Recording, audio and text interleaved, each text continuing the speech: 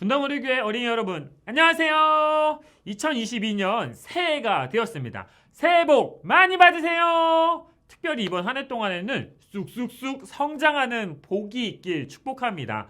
몸도 건강하게 성장하고 우리의 영혼도 아름답게 성장하는 복을 하나님께서 주시길 함께 기도합니다. 그래서 새해 1월 한 달 동안 성장하고 성숙하여 멋지게 아름답게 변해가는 한 인물을 여러분에게 소개하고자 합니다. 바로 아브라함의 손자, 이삭의 아들, 유다와 요셉의 아버지인 야곱입니다. 야곱이 어떻게 자라가는지를 살펴보면서 우리도 함께 자라가는 한 해가 되길 소망하며 오늘의 말씀을 살펴보겠습니다. 창세기 27장 36절의 말씀 상반절만 함께 읽겠습니다. 성경책을 펴고 오늘의 말씀을 찾은 후에 손가락으로 밑줄을 그어가면서 함께 읽어봅시다. 창세기 27장 36절을 함께 읽습니다. 에서가 말했습니다. 야곱이란 이름은 정말 그에게 딱 맞는 이름입니다. 야곱은 이번까지 나를 2번이나 속였습니다. 야곱은 저의 맏아들 권리를 빼앗았고 이번에는 저의 복까지 빼앗아 갔습니다.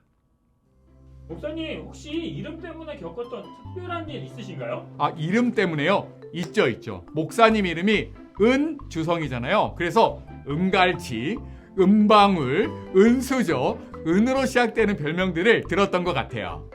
이름이요? 제 이름이 김다솔인데요. 친구들이 그랬을 때 다스라 하면서 여자 이름 같다고 많이 놀림을 받았어요.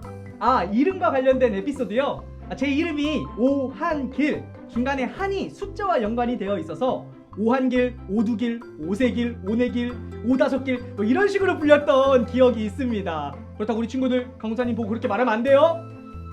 혹시 우리 친구들 중에도 이름 때문에 놀림을 당하거나 어려움을 겪는 친구가 있나요? 목사님은 초등학교 때 이름 때문에 엄청 놀림을 당했어요. 목사님 이름이 뭐죠? 이경상. 별명이 항상 경상도였거든요. 사회과부도라는 지도책에 경상도라는 글자만 나오면 친구들이 킥킥 웃으면서 저를 가르쳤고 제 이름을 소개할 때마다 경상도에서 왔냐고 사람들이 놀리곤 했었어요. 저는 어릴 적에 정말 제 이름이 싫었답니다. 경상, 정상, 중상, 경상, 경상수지, 경상대학 학년이 올라갈 때마다 제 이름이 항상 놀림거리가 되었답니다. 목사님은 정말 경상이라는 이름이 싫었어요. 이름이 너무 부끄러웠고 다른 이름이고 싶었답니다. 그런데 성경 속에도 자신의 이름을 싫어하는 한 사람이 보입니다. 바로 야곱입니다. 야곱이라는 이름의 뜻은 발꿈치라는 뜻입니다. 사람의 이름이 발꿈치라니 신기하죠. 이 이름은 야곱이 태어날 때의 모습 때문에 붙여진 이름이랍니다. 야곱은 쌍둥이로 태어났죠. 첫째로 태어난 아이는 태어날 때 몸이 유난히 붉었기에 붉다라는 의미에서 에서라고 이름을 지었고 특별한 시체적 특징은 없었으나 형의 발꿈치를 잡고 나온 동생은 발꿈치라는 히브리어 단어에서 그 이름을 따 야곱이란 이름을 붙였답니다. 여러분 한번 생각해 보십시오. 누군가가 발꿈치를 꽉 잡는다면 그 발꿈치의 주인은 어떻게 될까요? 벌러덩 넘어지겠죠. 그래서 야곱에게는 걸려 넘어지게 하다라는 의미도 있습니다. 발꿈치를 붙잡아 걸려 넘어지게 하는 사람, 그래서 야곱이란 이름에는 속이는 사람, 남을 속여서 걸려 넘어지게 만드는 사람이라는 뜻도 있습니다. 속이는 사람, 걸려 넘어지게 하는 사람이라는 의미를 가진 야곱이라는 이름, 아마도 어릴 적부터 놀림거리가 되지 않았을까요? 야곱이 조금만 잘못하면 역시 넌 내 걸림돌이야. 진실을 아무리 말해도 너 또 날 속였지. 속이는 사람의 말을 어떻게 믿어? 라는 놀림과 억울한 일들이 그래서 슬프고 아팠던 일이 많았을 거예요. 형 에서도 오늘 말씀에 이렇게 이야기합니다. 야곱이란 이름은 정말 그에게 딱 맞는 이름입니다. 야곱은 이번까지 나를 2번이나 속였습니다. 제 야곱은 속이는 자랑 딱 어울려. 늘 나를 속이고 날 걸려 넘어지게 하는 사람이잖아. 으유, 이 야곱 때문에 내가 못 살아! 라고 하는 에서의 말이겠죠. 발꿈치, 걸려 넘어지게 하는 사람, 속이는 사람이라고 불리는 야곱. 야곱이라는 이름은 야곱에게 상처가 되었을 거예요. 야곱이라는 이름은 아픔이고 슬픔이었습니다. 그래서 야곱은 자신의 이름 대신에 다른 이름이 되고 싶었습니다. 야곱은 사실 다른 사람이 되고 싶었던 거죠. 누구였을까요? 야곱의 이야기 드라마로 살펴보겠습니다. 하루는 엄마가 저를 불렀어요. 아빠의 말을 엿들었다고 하면서 아빠에게 맛있는 스테이크 요리를 가져다 주라고 했죠. 그러면 제게 하나님의 복을 빌어주실 거라면서요. 그리고 제게 형 에서의 옷도 입히고 또 새끼 염소의 가죽으로 손과 목에 털도 붙여주셨답니다. 사실은 엄마가 제게 거짓말을 하라는 것을 저도 알고 있었어요. 거짓말이 나쁘다는 것도 잘 알았죠. 하지만 저는 정말 형처럼 되고 싶었어요. 아니, 형이 가진 하나님의 그 축복, 형은 별로 중요하게 생각하진 않지만 제게는 어쩌면 너무 소중한 그 축복을 가지고 싶었답니다. 그래서 엄마의 요리를 들고 털을 붙이고 거짓말이지만 아빠에게로 갔답니다. 아버지! 그래, 아들아. 너 오늘 목소리가 좀 이상한 것 같은데 너는 누구냐? 아버지, 저의 이름은 에서입니다. 제가 아버지의 장자 에서죠. 여기 아버지께서 말씀하신 요리를 제가 사냥을 해서 맛있게 해왔습니다. 이제 저한테 복을 빌어주세요. 내 아들아, 이리 가까이 와보거라. 한번 만져봐야겠다.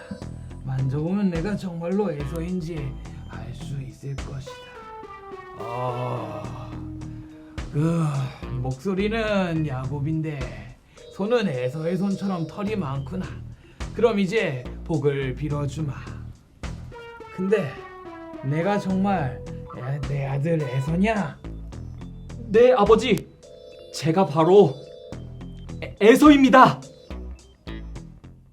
내 이름은 야곱입니다 라고 말하는 것이 아니라 내 이름은 에서입니다 라고 말하는 야곱. 왜 자기의 이름이 아닌 다른 이름을 말하였던 걸까요? 이런 마음 때문이었겠죠. 부럽다. 야곱은 첫째가 되고 싶었던 사람입니다. 야곱은 형 에서가 부러웠던 거죠. 그래서 형에게는 팥죽 한 그릇으로 장자권을 사오고 또 아버지에게는 고기 요리로 축복을 받아내고 있습니다. 마음 한구석에 내가 형이고 싶다. 내가 저 자리에 있었으면 하는 부러움이 자리 잡고 있었죠. 목사님에게도 형이 있습니다. 둘째인 저도 야곱의 저 부럽다, 형이고 싶다라는 마음이 너무도 잘 이해가 됩니다. 어릴 적부터 형에게는 되는 일이 저에게는 안 돼! 라고 말하는 일들이 정말 많았었죠. 좋은 새 옷이 생기면 항상 형이 먼저 입었고 동생인 저는 형이 입었던 옷을 물려받아 입어야 했었어요. 학용품도 좋은 악기도 모두 형은 사서 쓰는데 저는 형이 쓰던 것을 받아 썼던 터라 내가 형이었으면, 내가 먼저 태어났으면 하는 부럽다라는 마음이 한구석에 자리 잡고 있었습니다. 목사님이 잘 아는 삼형제가 있습니다. 이번에 그 삼형제 중에 첫째에게만 엄마 아빠가 스마트폰을 사준 거예요. 그러니 둘째가 뭐라 그랬을까요? 왜 형만 사줘요? 저도 사주세요. 라고 했지만 들려오는 대답은 너도 형 나이가 되면 사줄게. 물론 이해가 되는 말이지만 그래도 분명 이 말을 들었던 동생은 마음의 상처를 받았을 거예요. 둘째야, 목사님은 네 마음을 잘 안다. 토닥토닥. 야곱은 부러움, 질투의 마음으로 너는 누구냐 묻는 아버지 앞에서 뻔뻔스럽게도 나는 에서입니다 라고 말합니다. 야곱의 외침 속에 나는 정말 에서이고 싶어요. 난 정말 에서가 되고 싶어요. 라는 부러움이 가득 담겨져 있습니다. 사실 부러움은 나쁜 것은 아니죠. 충분히 우리 안에 생겨나는 마음입니다. 꼭 형이 아니더라도 친구가 부러울 때도 있고 유명 연예인이 부러울 때도 참 많습니다. 부럽다라는 마음은 자연스러운 감정이지만 부러운 마음 때문에 하지 말아야 하는 일도 있답니다. 야곱의 모습을 통해 부러움 속에 하지 말아야 하는 행동 두 가지를 기억해 봅시다.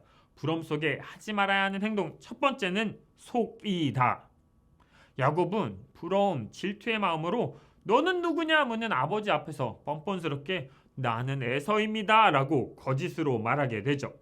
네가 정말 내 아들 에서냐 라고 의심하며 다시 묻는 아버지에게 네 맞아요 제가 에서입니다 라고 계속해서 거짓을 말하고 속이고 있는 야곱. 부러움 때문에 거짓을 말하는 야곱, 질투심 때문에 속이는 자가 되는 야곱, 우리에게도 너무나도 자주 있는 모습이죠.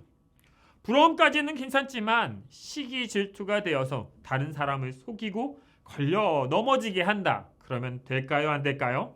안 되겠죠. 부러움 속에 하지 말아야 하는 행동 두 번째, 숨기다입니다. 야곱도 발꿈치를 잡는 사람, 다른 사람을 넘어뜨리는 사람, 속이는 사람이란 뜻의 자기 이름이 부끄러웠던 것 같습니다. 어느새 그 이름대로 행동하고 있는 자신의 모습, 어쩌면 자신에게도 부끄러운 이름이 되어버렸는지도 모르겠습니다. 그래서 자신을 숨기려 형을 피해 도망을 갑니다. 부러움이 부끄러움이 되면 숨기게 되는 거죠. 목사님도 그랬습니다. 어릴 적 저의 모습이 참 부끄러워서 숨고 싶었습니다. 가난한 저의 모습도 숨기고 싶었고 키 작은 저의 모습도 숨기고 싶었습니다. 못하는 모습, 약한 모습을 숨겨두고서 멋진 모습만 잘난 체하며 잘난 모습으로 포장하려고 했던 때가 있었답니다.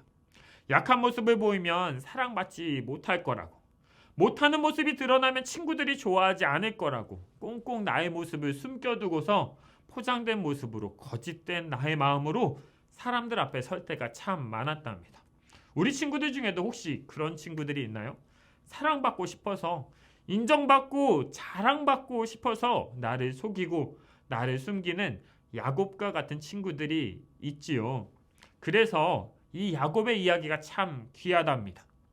부러움에 거짓말하는 야곱도 하나님의 멋진 이야기의 주인공이 될 수 있고, 부끄러움에 숨기고 포장하는 야곱도 자랑스러워질 수 있기에 우리는 야곱의 이야기에 더욱 귀를 기울여야 합니다. 이 변화의 시작, 그 성장의 시작은 그럼 무엇일까요? 속이고 숨기며 20년의 시간을 보낸 야곱이 하나님과 씨름하는 창세기 32장에 등장합니다. 우리 그 모습을 드라마로 다시 한번 보겠습니다.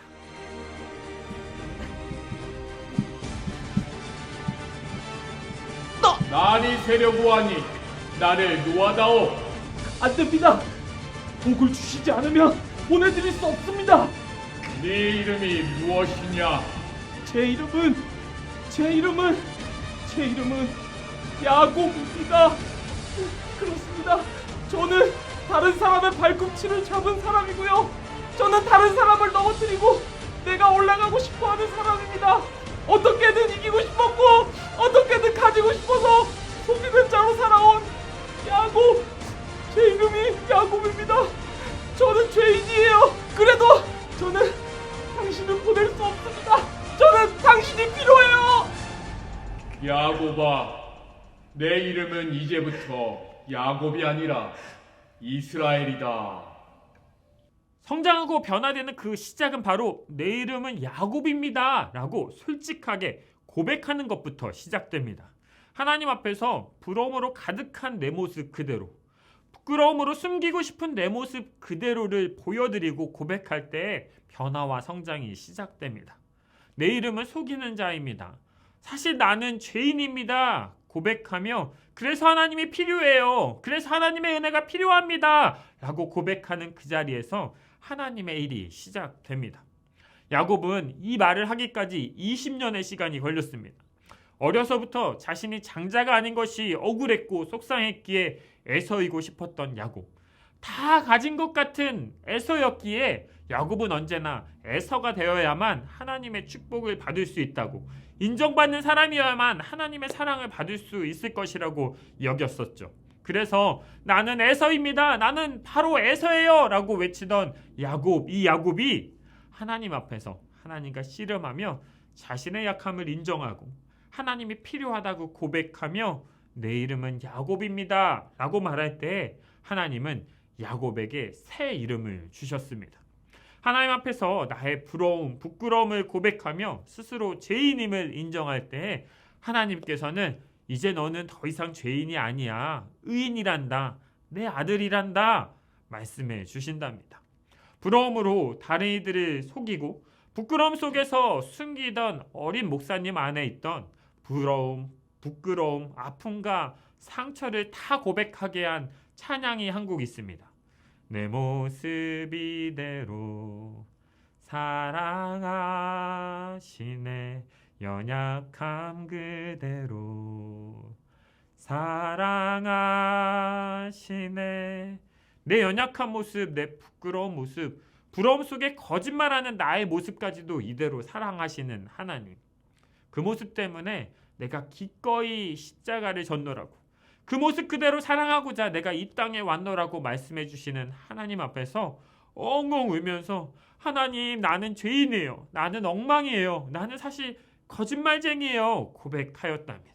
나는 연약하지만, 나는 부러움 덩어리이지만 하나님께서 내 모든 발걸음을 인도해 주실 것을 알기에 이제 하나님의 손에 나를 맡깁니다. 이제 하나님과 함께 살아가겠습니다. 고백하는 찬양이었습니다. 우리 이 찬양을 함께 고백하며 하나님 앞에서 나는 야곱입니다. 나는 경상입니다. 나는 죄인입니다. 고백하며 하나님 안에 변화와 성장을 시작해 봅시다. 내 안에 하나님의 일을 시작해 주세요. 내 안에 변화와 성장을 시작해 주세요. 우리 맡기며 하나님께 찬양하도록 하겠습니다.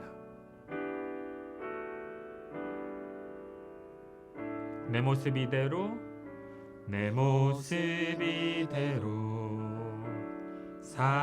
사랑하 연약함 그대로, 연약함 그대로 사랑하시네. 나의 모든 발걸음 주가 하시나니 날 인도하소서. 우리 한 번 더 고백합시다. 내 모습 이대로, 사랑하시네. 연약함 그대로 사랑하시네. 우리 그 하나님께 우리의 발걸음을 맡깁시다.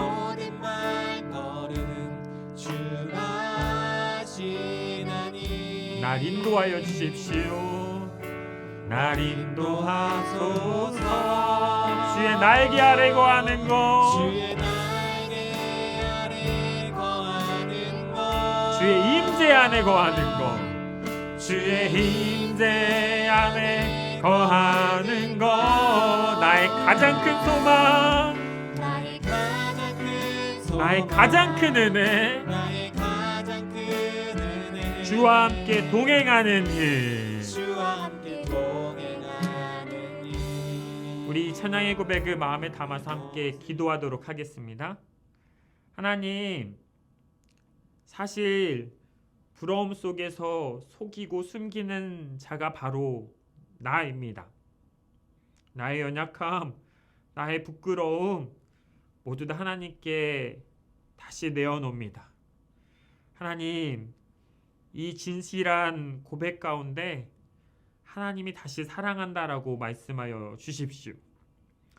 연약함을 고백하고 내 모습 그대로 기도하며 나아갈 때 변화하고 성장하여서 아름답게 하나님의 사람이 되어가는 모습을 우리 또한 경험하도록 인도하여 주십시오.